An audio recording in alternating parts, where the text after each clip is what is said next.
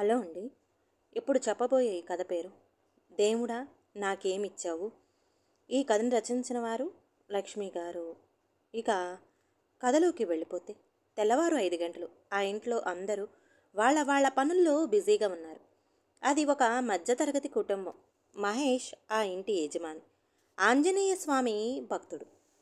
5 గంటలకి లేచి హనుమాన్ చాలీసా పారాయణం చెయ్యకపోతే అతనికి తోచదు.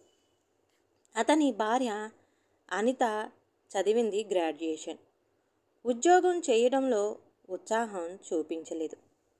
ఇల్లు, పిల్లల చదువు విషయాలలో ప్రత్యేక శ్రద్ధ.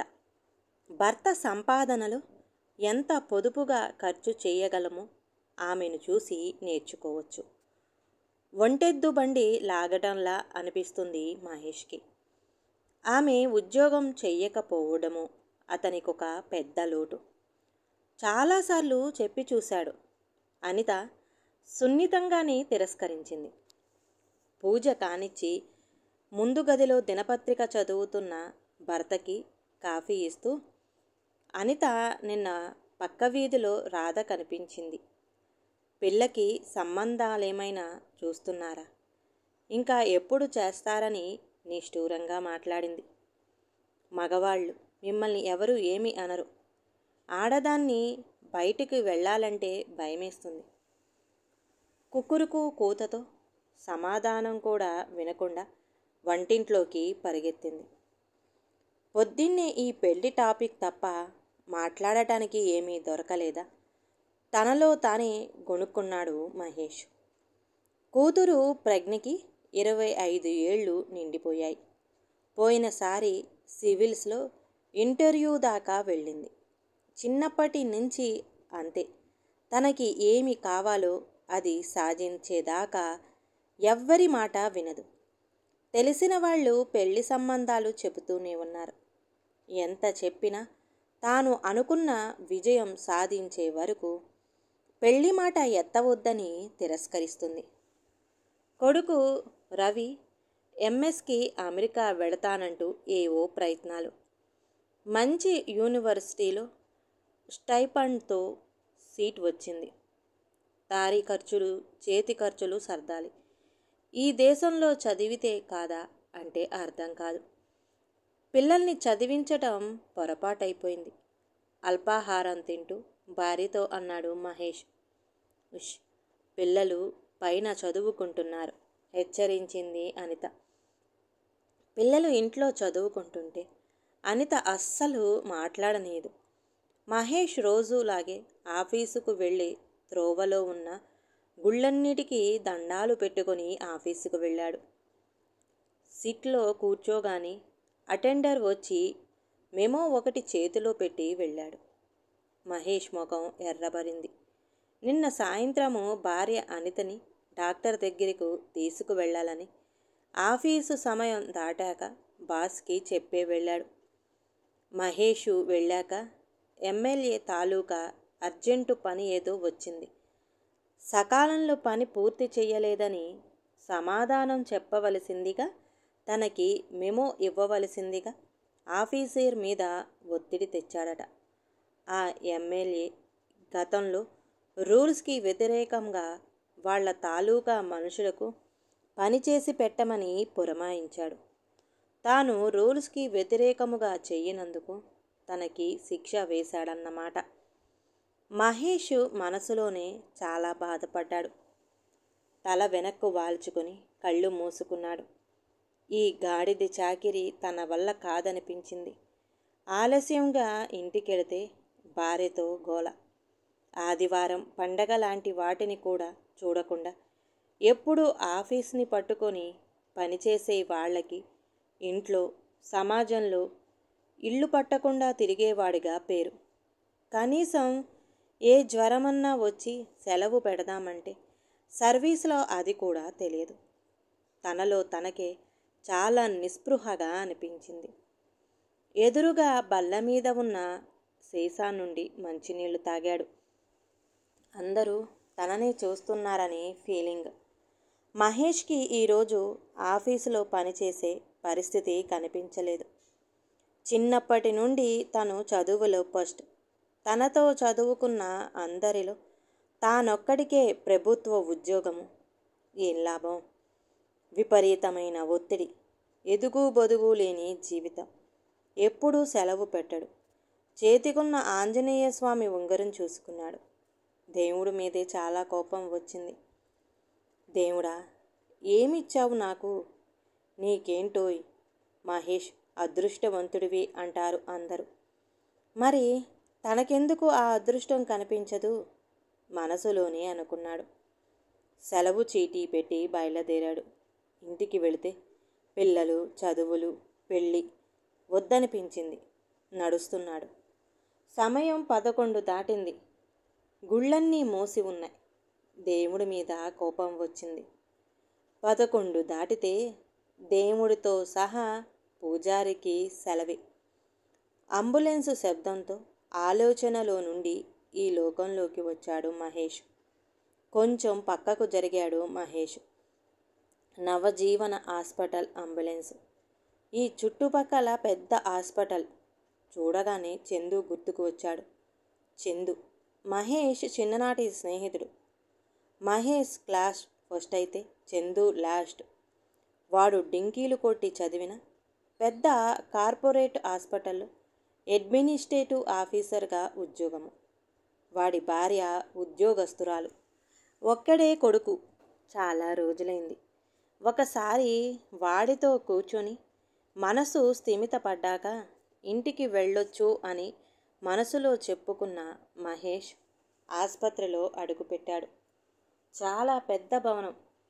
కార్పొరేట్ హంగులన్నీ ఉన్నాయి. ఆరోగ్యశ్రీ వార్డు కూడా ఉన్నట్టుంది. చెట్ల కింద గుంపులు గుంపులు జనాలు. ఎవరి చర్చల్లో వాళ్ళున్నారు. చందు గురించి సెక్యూరిటీ అతన్ని అడిగాడు మహేష్. ఒక సెల్యూట్ చేసి చందు రూమ్కి దారి చెప్పాడు. మిలమిలా మెరిసిపోతున్న అద్దాల రూమ్లో నుంచి చందు ఎవరితోనో మాట్లాడుతున్నాడు. బయట జనాలు తచ్చెల్లాడుతున్నారు చందుని కలవడానికి. ఆ జనాలు చూస్తే ఒకళ్ళ ముఖంలో సంతోషం లేదు. లోపటి నుంచి మహేష్ని చూసిన చందు చెయ్యి ఊపి బయటికి వచ్చి లోపలికి తీసుకొని వెళ్ళాడు. మహేష్కి చాలా గర్వంగా అనిపించింది. తన పక్కనే ఉన్న కుర్చీలో కూర్చోపెట్టాడు. బెల్లు కొట్టగానే ఒక అటెండర్ వచ్చాడు. స్పెషల్ కాఫీలు చెప్పి తన పనిలో తాను మునిగిపోయాడు చందు. చందు ఎదురుగా ఒక బక్కపలచని వ్యక్తి, ఆయన భార్య ఉన్నారు. వేషధారణని బట్టి చూస్తే మధ్యతరగతి మనుషుల్లా ఉన్నారు. ఆవిడికి జబ్బులా ఉంది. వాళ్ళు అడుగుతున్న ప్రశ్నలకి చందు ఓపిగ్గా ప్రసన్న వదనంతో సమాధానం చెప్తున్నాడు. భార్యకి 2 కిడ్నీలు పాడైపోయాయి. దాతల నుండి తీసుకొని అవయవదానం గురించిన వివరాలు ఓపిగ్గా చెప్తున్నాడు చందు. ఆ దంపతుల ముఖంలో విషాద ఛాయలు స్పష్టంగా కనిపిస్తున్నాయి. ఆమె భర్త చాలా దుఃఖంగా ముఖం పెట్టాడు. లక్షల ఖర్చట. కిడ్నీలు దొరికేదాకా ఆగాలి. పిల్లలు చిన్నవాళ్ళట. చందు గుండెల్లో ఏదో తెలియని బాధ. వాళ్ళకి ప్రొసీజర్ అంతా వివరంగా చెప్పి పంపంగానే మరొకరు వచ్చారు. నడి వయస్కులు 2 వచ్చి కూర్చున్నారు. ముఖ కవళికలు పట్టి చూస్తే అన్నా చెల్లెళ్ళు అని అర్థమైంది. మహేష్కి ఆవిడ వివాహితరాలులాగా ఉంది. ముఖం పాలిపోయినట్టుంది.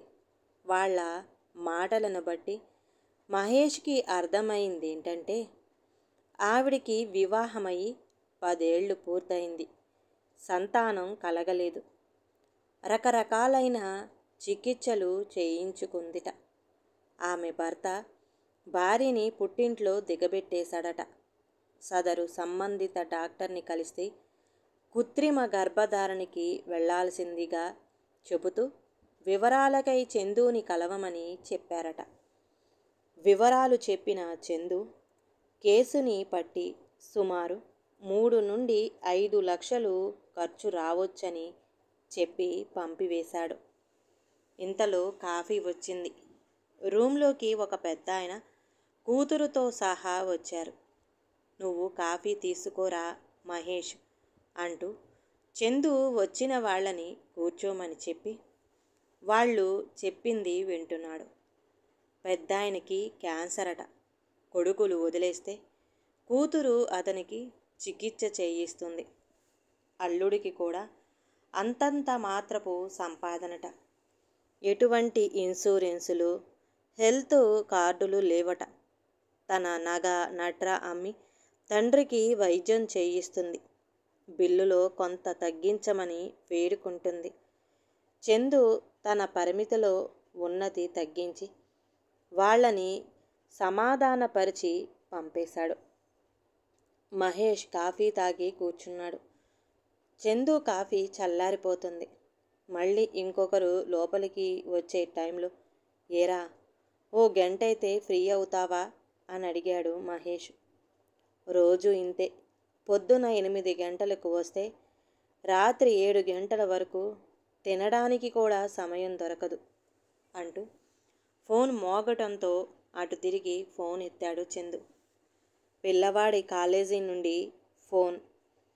సంభాషణని బట్టి మహేష్కి అర్థమైంది ఏమిటంటే చందు వాళ్ళ అబ్బాయి చదువులో బాగా వెనకబడిపోయాడు. కాలేజీకి కూడా సక్రమంగా వెళ్ళటం లేదు. చెడు స్నేహాలు పట్టి తిరుగుతున్నాడు.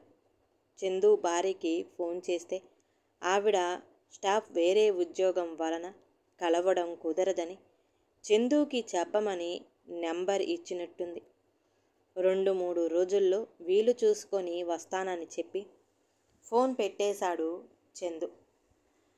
పెద్ద గోల శబ్దాలతో మహేష్ కిటికీలో నుంచి బయటికి చూశాడు. పోలీసులు కూడా ఉన్నారు. చందు బయటికి నడిచాడు. మహేష్ కూడా వెంటే వెళ్ళాడు. 2 కాన్పులలో ఆడపిల్ల పుట్టిందని భర్త ఇంటికి రావద్దంటే ఓ తల్లి పిల్లని అమ్మకానికి పెట్టింది. ఆ నోట ఈ నోట పోలీసులు, మీడియా వరకు వెళ్ళింది. ఇవన్నీ చూసిన మహేష్కి కడుపులో అంతా దేవినట్టుంది. పక్కనే ఉన్న బల్ల మీద చతికిలపడ్డాడు మహేష్. భగవంతుడా, నేను నీకు సర్వదా కృతజ్ఞతుడును. నా ఉద్యోగము, నా ఆరోగ్యము, నా భార్య, నా పిల్లలు, నా జీవితము నువ్వు నాకిచ్చిన అమూల్యమైన బహుమతులు అని మనసులోనే అనుకుంటూ సంతోషంగా ఇంటి దారి పట్టాడు మహేష్. ఈ కథ కనుక నచ్చితే ప్లీజ్ అండి లైక్ చేయండి. అలాగే ఛానల్ని సబ్స్క్రైబ్ చేసుకోవటం మాత్రం మర్చిపోమాకండి. మీ విలువైన అభిప్రాయాన్ని కామెంట్ బాక్స్లో కామెంట్ చేయండి. అందరికీ ధన్యవాదాలండి.